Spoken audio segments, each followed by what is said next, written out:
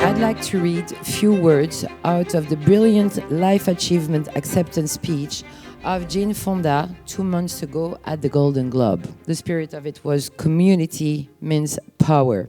So we, as artists, don't manufacture anything tangible. What we create is empathy. Our job is to understand another human being so profoundly that we can touch their souls. A whole lot of people are going to be really hurt by what's happening. And even if they are from a different political persuasion, we need to call upon our empathy and not judge, but just listen from our heart and welcome them into our tent, because we are going to need a big tent to resist successfully to what's coming at us. That's a powerful speech and a call to action, Holly, isn't it? It is, and she uses a word that I think is incredibly important and really a large part of what independent filmmaking in particular and documentary filmmaking is about, which is creating and inspiring empathy in people, opening doors into worlds and communities and cultures that you may not have any exposure to, seeing other people, other human beings as human beings, and that is so important and more important than ever, I would say now, because of what is going on in the world, the kind of leaders that are appearing, where mainstream media is quite often controlled by what you can call authoritarian powers, which can sway people's opinions and outlooks on the world and people that they are surrounded by, and the need for film and documentaries to show those worlds and those people is incredibly important. Yeah, you've been involved in independent film making for years already, so you saw what you just described. But since you heard the Trump decision, for example, but we're living exactly the same now in Belgium for different reasons, but the money to the financement for the culture is cutting. Did you hear in the movie industry of the documentary precisely some reaction, some movement, to react, to support, to show? I would say that it's created a kind of positive reaction to build the independent community, film and documentary community. It's brought people kind of out from under the carpet, let's say, to support the arts in a way that maybe wasn't there before because it was taken for granted that governments might step in or grants might be available, which now are becoming less and less so. And also moving away from maybe the Hollywood model and models that can be controlled and influenced by governments and those in charge, and moving towards funding and outlets that are more for the creatives and the creators, which I think produces some of the best work. Yes, it's interesting because it was something I wanted to talk about a bit later, but we're going to go to this, which is the way we finance movie, because at the end of the day, it's where the problem could be to be more free. So what is quite interesting and scary at the same time, Carmen, is that this year is the 85th birthday of the movie Dictator by Charlie Chaplin, in which his speech for peace, which was screened at the opening ceremony of the festival, resonates so much with what's going on right now. It could be the perfect answer to Trump or to Putin right now. And to be honest with you, when I watched the speech during the opening ceremony, I didn't remember it. I saw this movie very long time ago, and I was like, damn, maybe it's the moment that all the youth see it again. Maybe it's the moment to show it everywhere on TV, maybe in schools. What do you think? Yeah, I think it's a very relevant speech. What I think is interesting also about that is that we forget that when Charlie wanted to make The Great Dictator, he had a lot of pushback, he had death threats, he had governments that didn't want him to make the film. Because in those days in America, the idea was, I don't know if it's called appeasement, but not, it wasn't to go against Hitler, it was to let that be. They didn't want to provoke him. And that he put his own money to make the film, and he put his own career on the line. And he was a very big advocate of free speech. I find that that's something that's very much in peril today, that you feel that if you have an independent voice, I don't know, I feel that you have to toe the line a lot, whether it's, the war, any war, there's a certain speech that you have to give, and if you have your own opinion, it becomes, you're shut down. For me, that's one of the most important things, is whatever your opinion, I feel you should be free to say it. And I think that's one of the big things of Charlie. He was always so for, and obviously he was for peace as well. It was kind of politically incorrect, which now we see the speech and we think, oh, it seems like an obvious speech, but if you go back to those days, he risked everything to make that film, his career. Yes, and because I was searching before we started that conversation about interview about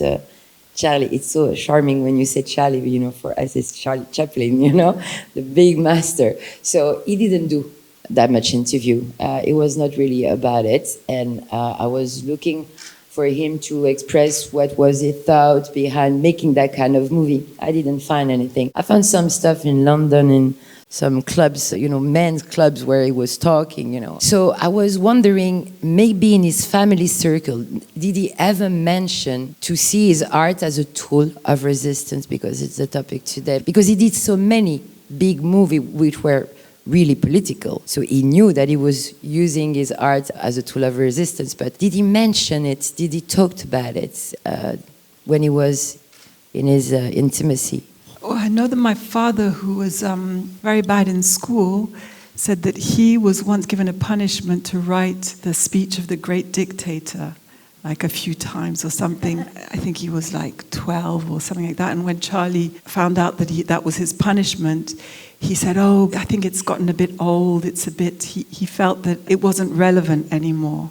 So it's interesting to know that all these years later, actually, the office that has the rights to the family office receives so many demands for that speech in so many different ways, to know that in a way it's good, that it's relevant, in another way it's kind of sad that we're still at that stage where that kind of speech is very relevant. But I think he never put his popularity before what he believed in, and he risked often his popularity to express what he believed. And I feel that he was very controversial in his time often. His films stand the test of time, and that's one of the reasons why. Absolutely. Houda, on va parler en français avec Houda. Houda, la colère a été une des motivations de votre film, la colère contre le système, l'injustice, en tout cas du film Divine. Je vous ai entendu dire que la création, pour vous, était un acte politique. Est-ce que vous pouvez développer avec nous maintenant ? Moi, c'est vrai que quand j'ai envie de faire un film, ça part toujours d'un sentiment d'injustice, tout le temps.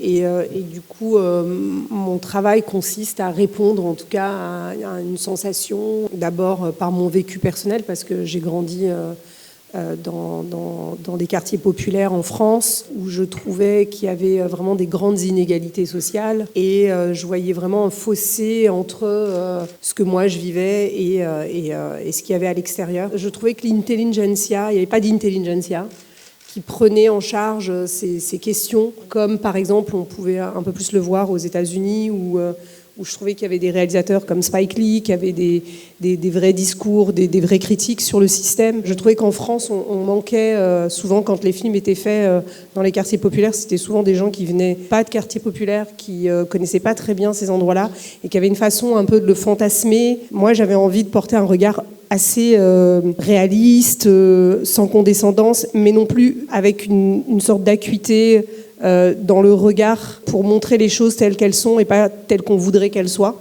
Et c'est vrai que j'avais choisi des parcours de jeunes filles qui avaient une sorte de besoin de reconnaissance, qui étaient en colère contre ce système et la façon dont on voulait nous assigner à une place. Et Divine a été important pour moi dans mon parcours, mais aussi le dernier film que je viens de faire, qui s'appelle Toutes pour une, qui est un film qui reprend les mousquetaires, mais que j'ai féminisé, donc du coup c'est des femmes mousquetaires. Et c'est vrai qu'en France, quand j'ai voulu faire ce film, déjà ça a été compliqué, parce que reprendre un sujet comme les mousquetaires et se dire qu'on va à la fois y amener de la diversité et en même temps le féminiser, si vous voulez. J'avais un peu coché toutes les cases de ce qu'il fallait pas faire. C'était le premier film avec des femmes mousquetaires, le premier film où on voyait des femmes qui se battaient pour une cause et qui incarnaient des valeurs comme la dévotion à une cause, le sens de la chevalerie, etc. Et c'est vrai que ça a été très... on a eu tout un groupe en France de fachosphères, de réactionnaires. Même si le film n'était pas sorti, rien qu'avec la bande-annonce, on a eu des attaques très fortes parce qu'on ne voulait pas qu'on touche à ça. Et en fait, moi, je n'avais pas pris conscience que mon film, en fait, touchait à quelque chose. Enfin, voilà, j'avais touché au patrimoine français, qui est pour moi aussi mon patrimoine. Et que je l'ai transformé, revisité, je l'ai conjugué au féminin. Et ça, par exemple, c'était quelque chose, avant même, c'était la bande-annonce qui avait été le plus vue, la bande-annonce qui avait été le plus critiquée par les masculinistes. Ce thème, comme cinéma, comme révolte, oui, c'est totalement ma façon de créer et vraiment la façon dont j'ai envie de faire des films. Mais aujourd'hui, il y a quand même un système qui est vraiment bien organisé, avec des lobbies très très forts. Le cinéma est en danger. Et je pense que ces voix-là sont en danger aujourd'hui, nos voix en tout cas, mon cinéma est en danger, parce qu'il y a une forme d'organisation très bien pensée qui essaye de tuer ces films en fait. C'est très intéressant aussi, et puis c'est déjà un coup de poing. Holly, did you get a little bit what Houda said or not? It's interesting, because Houda just made a movie, and she said that the reaction of, masculinist movement was so violent, because she touched about something which was a symbol of France, but some other stuff than France, not only France, some value behind. Why I'm translating you that also is because that's what Monty Python has done so many times. They really change they use the symbols and they pass over, I don't know what's the word I have to use in English, but anyway, that's exactly what the Monty Python has done, I don't know how to say it in proper English even. They take the piss out of authority. No. What I mean is that they use old symbols, like the Queen and the flags, but they make fun of it. Yes, exactly. They're looking at authority, authoritative figures, and traditional, things in society. In a very clever way, they're taking the mickey out of them, but in a way that the people they're taking the mickey out of wouldn't necessarily understand or translate. Does that make sense? I got you. It's just like because Houda was telling that she was having violent reaction, and maybe it's also linked to the period of time that we are in, because of the social media and stuff. I was just thinking, the symbol was something that the Monty Python has done at their times. With reference to Python, were you thinking as well of Life of Brian, where the pushback was really from religious organizations, because exactly that, they were kind of teasing religious organizations and beliefs in certain religions, and there was a huge amount of pushback. The film was banned in many countries, in cities around the UK. Still, I think it was only maybe 6-7 years ago where it was finally allowed to be shown in a town in Cornwall, because it had been banned all that time. It sparked huge debate with bishops at the time. So there's huge kind of, I guess in a way, the Python's resistance to authority was using their art and their craft to hold a mirror up to the people that were trying to essentially dictate how people live their lives. Absolutely. And at the same time, I mentioned, so it was 85 years anniversary of Dictator, but 40 years of Terry Gilliam's movie Brazil, which talks exactly about the same topic. So it's quite crazy, how it resonates, both of it. What did they think? Did you have this discussion with them to look at the world right now and to see, what's going on, Interestingly, as you were talking about the dictator and Charlie maybe never saying that it was an act of resistance, but he was just using his craft and his creative talent to kind of depict what he felt was going on. Similar with Terry, none of his films are acts of resistance. They are reactions to what he is seeing, sometimes in a scarily prophetic way. So Brazil, exactly. Now you look at it and you go, oh, wow, that's kind of a reality in some places, what's going on there, the authoritarianism and the kind of big corporations taking control. That comes through him from just his interest, his interest in politics and society, and just kind of absorbing everything that's going on around him, and then somehow that channels into, what I have said can be kind of prophetic. 40 years on, quite often I feel like we're living in Brazil. And then 12 Monkeys, we had COVID pandemic. 12 Monkeys is all about a pandemic and the world shutting down, and you kind of go, oh, wow, okay, I saw this in a movie, and now we're living it. So I don't know where that comes from in him. Just a huge, like I say, absorbing everything that's going on around him, and then it comes out in his films. Yeah, now we can think that in the middle of those movie, we had like very nice period of time, so we can hope that something's going to come over this very moment of a lot of tension. But now to get back to our discussion, how do you see, Houda, pour toi, comment tu vois que le cinéma peut réagir justement, peut continuer à être un acte de résistance au-delà de ton cinéma, le cinéma en général en tant qu'art, en s'emparant plus particulièrement de certains sujets, en s'émancipant financièrement de certaines filières? Moi, je viens d'un endroit où j'ai fait des films sans argent. Je sais créer sans argent et j'ai pas besoin... mon acte de création est indépendant de l'argent, dans le sens où je pense que le cinéma est un art populaire à la base. D'ailleurs, c'est intéressant parce que on parlait de Charlie Chaplin, mais Charlie Chaplin, il vient d'un milieu très populaire. C'est quelqu'un qui a fait son cinéma par lui-même et ensuite qui a fait de son art une revendication à la fois sociale mais aussi politique.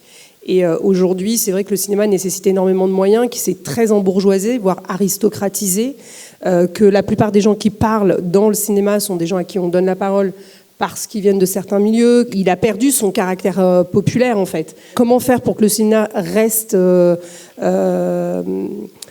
mains, en tout cas, de gens qui ont des choses à dire, parce qu'au-delà de la classe sociale, de ceux qui le pratiquent, il y a quand même une vraie nécessité de quelque chose à dire, une sincérité dans le propos. On l'a vu là dernièrement avec l'Oscar du meilleur documentaire de ce Palestinien qui s'est finalement fait... Ils étaient deux. C'était un Israélien et un Palestinien ensemble, oui. C'est ça qui est beau. Exactement. Mais en fait, je voulais parler du Palestinien parce qu'il s'est fait frapper dans son village et que l'Académie des Oscars n'a pas du tout réagi, que ça a été quand même... il a fallu qu'on lui dise qu'elle n'avait pas réagi. Et ces films sont des films politiques qui, heureusement, existent et ont eu un vrai impact à l'international, mais ils ont été quand même censurés dans certains pays. C'est-à-dire qu'il y a des pays où ce film n'a pas le droit de sortir. Et ça, par exemple, c'est par rapport à la diffusion aujourd'hui, c'est quand même un vrai problème parce que c'est pas des films qui sont censés parler au plus grand nombre, c'est des films qui sont censés parler à l'intelligentsia. Moi, ce qui me fait très peur aujourd'hui par rapport au cinéma et comme acte, on va dire, de révolte, c'est qu'aujourd'hui, il y a une vraie censure, mais des artistes. C'est-à-dire, et je dis pas tous les artistes, parce qu'il y a quand même des gens très courageux. Enfin voilà, il y a des films qui parlent d'eux-mêmes, mais il y a quand même une autocensure. Moi, je suis en train de travailler sur un film sur le colonialisme, de ce qui s'est passé en France avec l'Algérie, qui a été une colonisation et un crime vraiment contre l'humanité, mais qu'on ne reconnaît pas encore en France, qui est un sujet tabou. Et aujourd'hui, je ne vais plus travailler avec mon producteur parce que quand j'ai fini mon projet, il me dit on peut pas parler de ça aujourd'hui. Ce n'est pas possible en fait. Et on est parti voir 2 distributeurs, et pas des moindres, des très très gros distributeurs, et qui disent on est désolé, mais aujourd'hui on ne peut pas parler de ça. C'est-à-dire que les gens se censurent eux-mêmes. Et évidemment. Ils vous ont dit pourquoi ils ne pouvaient pas parler de ça maintenant? Parce que vous avez dit aujourd'hui. Parce que l'époque est très tendue, qu'ils ne savent pas à qui va s'adresser ce film, que pour le moment il n'y a pas eu de documentaire très très fort sur ce qu'a été la colonisation, et que du coup pour l'instant pour les gens la colonisation c'est pas quelque chose qui leur parle en fait, c'est-à-dire c'est un des mots tellement importants et qui existe depuis quand même de nombreux siècles et qui continue à exister puisqu'il y a encore des peuples qui sont encore colonisés aujourd'hui. C'est un sujet contemporain, mais aujourd'hui c'est tellement touchy, je ne donnerai pas les noms de ces distributeurs, mais qui ont dit non en fait on peut pas parler de ça. Donc, qu'est-ce que je fais, moi, en tant que cinéaste? Donc, vous me posez la question, je ne vais pas parler des autres films. Moi, ce que je vais faire en tant que cinéaste, c'est que je vais en parler, évidemment, et je vais le produire, et je vais faire exister ce film, parce que je pense que c'est important, moi, en tant qu'artiste, de parler de choses dont on ne veut pas que je parle. Et c'est justement parce qu'on me dit qu'il ne faut pas en parler aujourd'hui que plus que jamais, j'ai envie d'en parler aujourd'hui. Je comprends. Après, ça m'interpelle sur 2 choses. La première, c'est que parfois, puisque je suis dans les médias, donc je peux voir ce genre de discours sur d'autres sujets qui sont des contenus médiatiques. Il y a parfois, en effet, des bons moments et des meilleurs moments. Ça ne veut pas dire qu'on shut down, ça veut dire qu'en effet, on se dit, bon alors attends, on va peut-être attendre un an que là ça se calme sur ça ou qu'il y ait un peu plus de place sur ça ou ça. Il faut que ça rencontre son public au bon moment. Et parfois, il y a l'autre logique, c'est de se dire, peu importe, je vais le sortir et ça touchera un certain public. Mais c'est vrai que c'est pas le rôle d'un artiste, je suis désolée. Un artiste, il n'a pas à se poser la question du public si c'est le bon moment pour le public. Le producteur, oui. C'est pour ça que je parle de ça. Mais même le producteur, moi je trouve qu'il y avait des grands producteurs et qu'il y a encore des grands producteurs qui sont capables, et c'est pour ça que je vais produire mon film moi-même et être capable de même me mettre en danger moi financièrement pour que ce film existe, évidemment. Et j'ai pas à demander la permission à qui que ce soit. Moi, Divine, quand j'ai fait mon film, ça a été le film le plus rentable de 2016. On n'a pas voulu nous financer. On a dû aller chercher l'argent avec les dents. C'était en 2015, 2014. Il y avait des films qui avaient déjà été faits par d'autres réalisatrices. Et on nous dit, c'est bon, on a parlé de ce truc, on peut plus parler de la banlieue, on en parle beaucoup trop. Il y a beaucoup trop de films sur la banlieue. Voilà ce qu'on nous disait, nous, à l'époque de Divine. Et que ce film va intéresser personne. Le film a intéressé beaucoup de monde, pas simplement en France, mais aussi à l'international. Il se trouve qu'aujourd'hui, ce film, on me dit exactement la même chose. Je pense que la colonisation, c'est un sujet important. Il n'y a pas de film aujourd'hui, à part La bataille d'Alger, quelques films comme ça. Il y a eu un film magnifique qui s'appelle Le vent des Aurès, qui a eu la Palme d'Or en 1975, qui est un film très important aussi. Mais aujourd'hui, le colonialisme, c'est un sujet contemporain. Et je vais pas attendre ni des médias, ni des producteurs, ni des distributeurs qu'on me donne l'autorisation de créer. Non, je comprends. Mais après, moi, c'était pas une question de parler d'autorisation, de permission. Un artiste fait ce qu'il a envie de faire quand il a envie de le faire. C'était plus pour parler du contexte général du système, comment il peut fonctionner, que c'est parfois pas parce qu'on veut boycotter quelqu'un que ça se passe, que ça, c'est juste une question de... Moi, on a voulu me boycotter, je suis désolée. Voilà, je comprends. Et je trouve que le pire des boycotts, il n'est pas simplement étatique. Le pire des boycotts, il commence par l'individu. C'est-à-dire qu'avant même qu'on nous dise « je ne peux pas faire telle chose », c'est les gens eux-mêmes qui se disent qu'ils ne peuvent pas le faire. Aujourd'hui, les plateformes sont en train de se questionner sur pas trop de femmes, pas trop de diversité, parce que Trump a lancé des directives très claires en disant « bon, bah la diversité, on va arrêter, les femmes, on va arrêter ». Et c'est pour ça qu'il est intéressant, votre sujet. Moi, je suis très contente d'être là. Je suis très contente de pouvoir en parler. Et j'espère que cette parole, elle pourra atteindre d'autres gens et que ça fera quelque chose. Mais en vrai, on est en danger. Le cinéma est en danger, certaines voix, certaines paroles sont en danger, et j'ai envie de dire, c'est pas grave, en vrai, on va continuer à se battre, parce que moi, vous demandiez tout à l'heure, est-ce que j'ai foi dans l'avenir? Oui, j'ai foi dans l'avenir, et on le voit, là, je connais une connaissance qui est en train de faire un film, pareil, qui avait pas d'argent, et bah, du coup, elle a trouvé quelqu'un qui lui a donné de l'argent, elle est partie tourner son film dans un endroit où elle l'a fait avec 200 000 €. J'espère qu'elle sera à Cannes cette année, et ce film, je suis sûre qu'il y sera, parce que elle l'a fait dans un acte et tout le monde lui dit, non, mais attends, il faut pas que tu fasses ce genre de film, il faut plutôt que tu ailles vers un film plutôt comme si avec tel acteur hyper connu, machin, et elle est en train de faire son film avec 0 acteur connu, sur un sujet que personne ne veut, dont on veut pas qu'on parle, et elle l'a pris. Et ça, ces cinéastes-là, je vais pas vous mentir, ils sont rares, très très rares. La synthèse que je tire des différentes interventions, surtout Oli et toi, Houda, c'est que par rapport au sujet qui est comment résister avec le cinéma, par rapport à tout ce qui se passe, en fait, c'est plutôt le système qui est interpellé.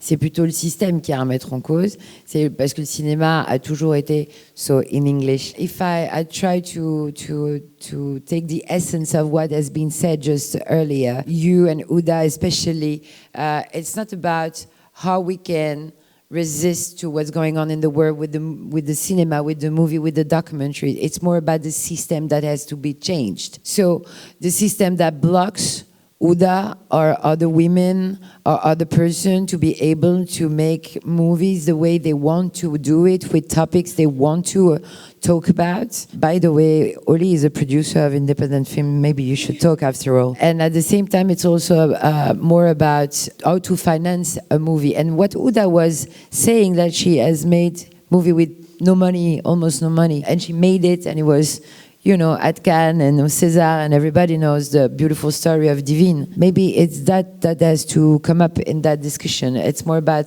the system, how it goes.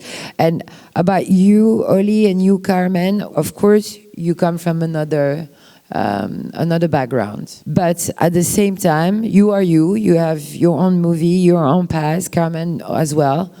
How is it to make your own movie? What can you say about the system when you try to present something which is totally independent, creative? Well, I guess in all art forms, whether you're a painter or whenever you need money, you're always dependent on some system. And I find that, when you're applying for money from government, it seems like there's always these requirements that you have to fit into. And it often feels like it's very contrived. Even diversity, I find now, is very contrived. And I'm saying that being a very diverse person with a diverse family, I find all these systems, sometimes you look at them and you think that it is very contrived. And that when you're asking for money, often when you have a project that's out of the ordinary, the first reaction is no. And then when you've made the film, all of a sudden, people say, why didn't you come and ask for money? Which happened on our film because we're making a movie about my grandfather's gypsy origins, Charlie Chaplin's gypsy origins, and it seemed pretty, no, why don't you make a film about, an autobiography or something different? And there were a lot of no's, but then once the film was made, then it seemed like a lot more doors were open. So I think that's often the case, is that nobody wants to make a film about the problem, the Algerian, all that. But once the film will be made, everybody will say, oh, it's an amazing film. And of course, I would have loved to produce it. So you have to really believe in your film and just continue, because you get no's incessantly. And I come from being an actress, and when you're an actress, I'm too exotic, I'm too young, I'm too old, I'm too tall, I look Latina, I don't act Latina. You constantly get that in the arts. And I think you just have to, it really is a game of perseverance. Absolutely. Holly, do you think that anyway, wherever you come from, whatever is your background, it's in the process of creation. It's to have all those challenge. I was going to touch on, I think, unless you're kind of right at the top and the money's just coming your way, there's always a struggle in any form of creativity. I think that is part of what makes the journey and being creative. Doing cinema is an act of resistance, though. Yeah. And I was thinking, just touching on my father, he's a very established film director. He's had many successful films, many of which are considered cult classics and will live on beyond him. On every project, has struggled to get money. And I think you were touching, Houda, on people saying about you have to get a known actress. Were you saying this?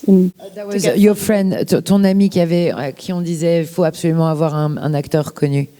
Yeah, that's a friend of her. Ah, okay. He will go and he's got a script he's written, wants to direct it, and he'll be told by the producer that he needs to get X, Y, and Z known actor. He'll go out, get them, come back. Oh no, they're not hot anymore. Move on. And still to this day, for him is a struggle, which for me is heartbreaking because I think he has an amazing story still to tell. It's upsetting that even when you feel like you've achieved so much and fought so hard and got so far, that it's still the struggle. From where I sit now, my husband and I have a production company, and we are in this strange middle ground, which is we have been in the industry enough to know a lot of people and have contacts. Doors can be opened, but that then, and the doors are open, you can walk in, but you can still get many, many no's. But we're not new enough or green enough or unconnected enough to succeed in getting funding from government grants and kind of funding organisations. We're slightly in our projects falling between the cracks. And also, on top of that, we are very passionate about,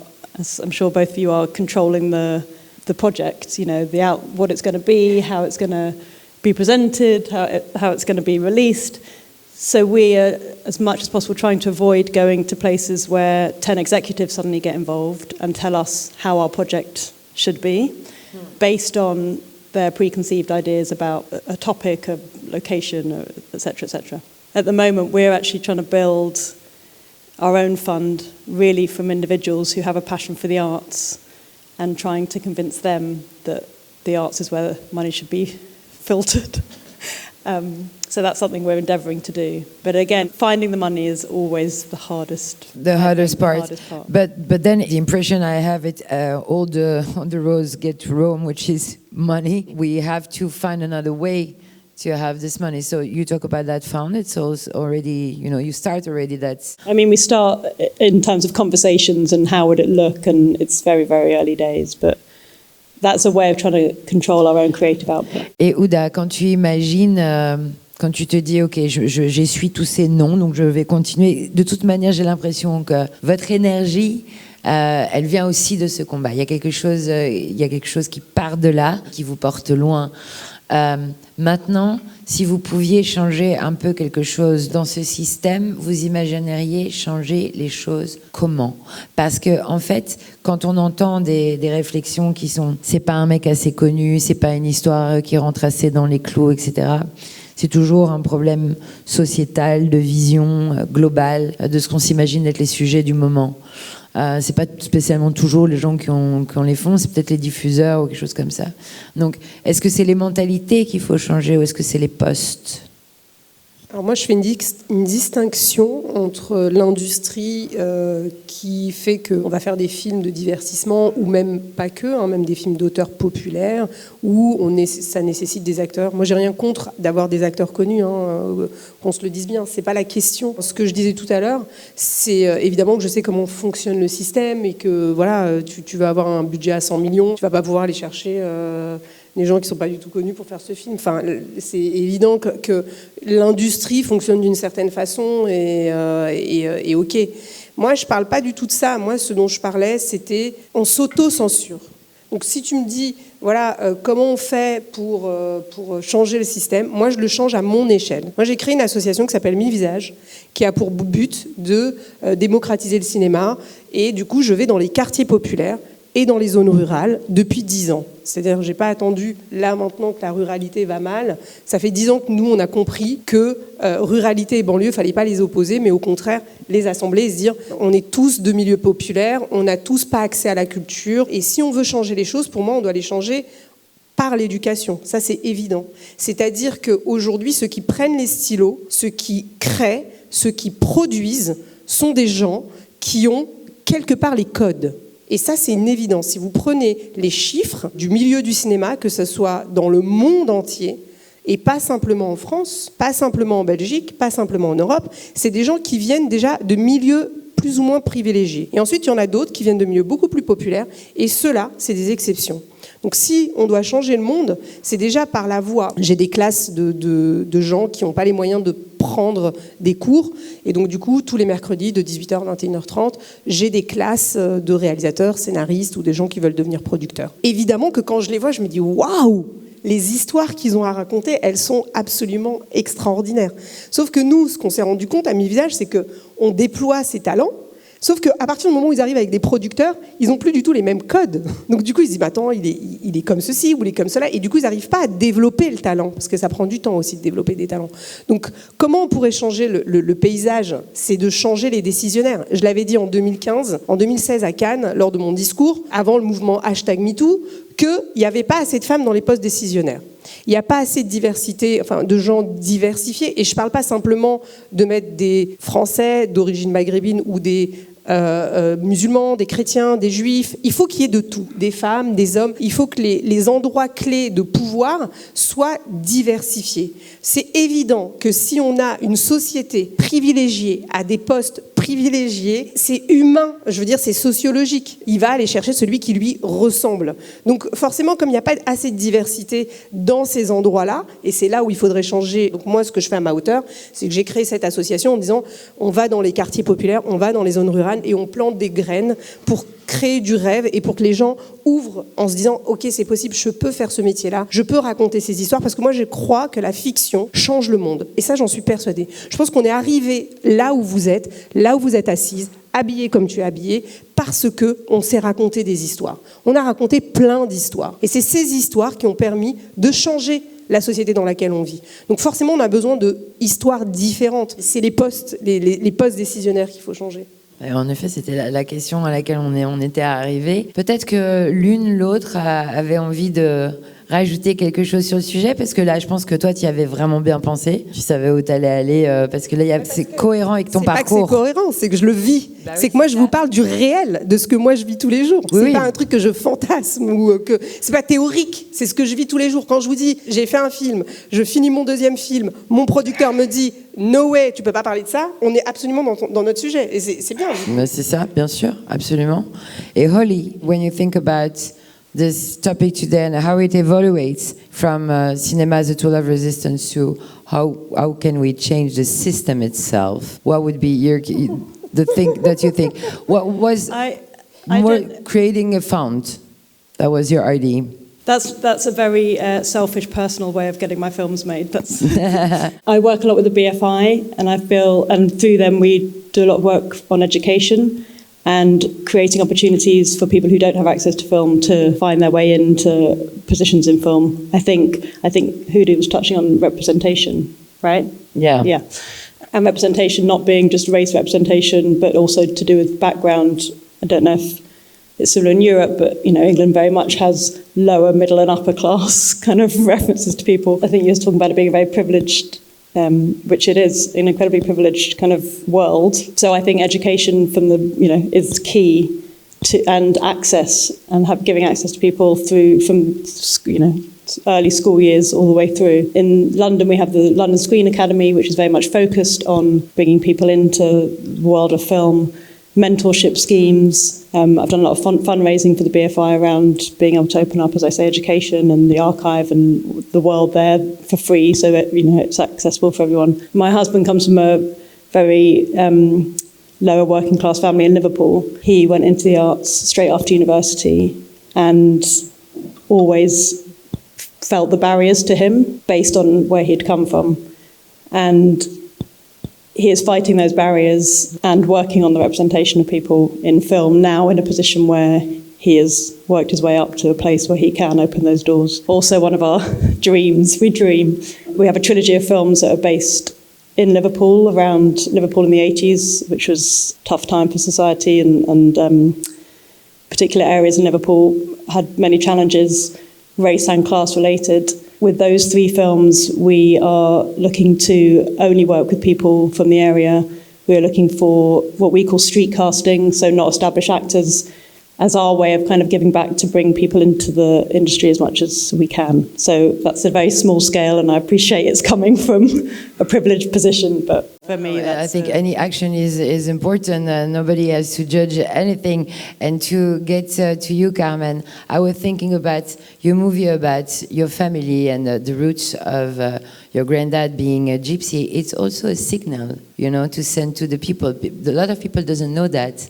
And, to show that one of the maybe the biggest in the world, in the history, is a gypsy. It has the gypsy roots. It's a way maybe also to open mind and vision, From my father, who's the hero, the lead in the film, he's always really loved gypsy culture and always had loads of gypsy friends and been in love with that culture and that world. And for him and for me, it was really to celebrate that culture. And also gypsy community. I mean, we interviewed gypsies of different countries, but often what was said was that movies made about them are from people who are not gypsy. I have a little part of my blood that's gypsy, but I'm not a gypsy, but I wanted to give their voices about how they felt about their culture.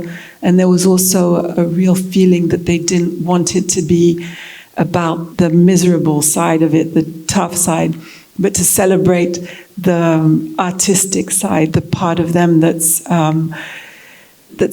incredible, that's the musical geniuses that they have, the artistic geniuses. And it was really not to be like you would say misérabiliste in France, which is often when I find when people make movies about a subject that they haven't lived, there's often this kind of looking down upon it and making it just the tough hard side, whereas there's always a very light and beautiful. And so it was that aspect that we really wanted to celebrate. Yeah, I watched the movie. For me, was more like a tribute to those roots. And besides your father, all the sisters and everybody talking about this little sparkle they have coming from that roots. Okay, so thank you very much, ladies.